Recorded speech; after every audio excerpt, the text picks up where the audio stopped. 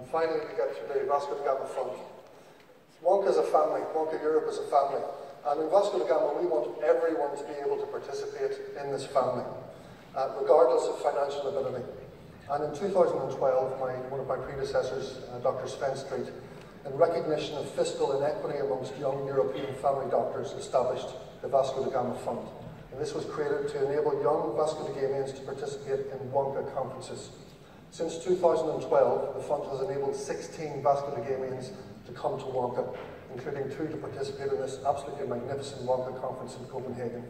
And it gives me great pleasure to welcome to the stage our 2016 2 fund winners, Drs. Christiana Avramescu and Jakob Aniko. Please give them a warm welcome.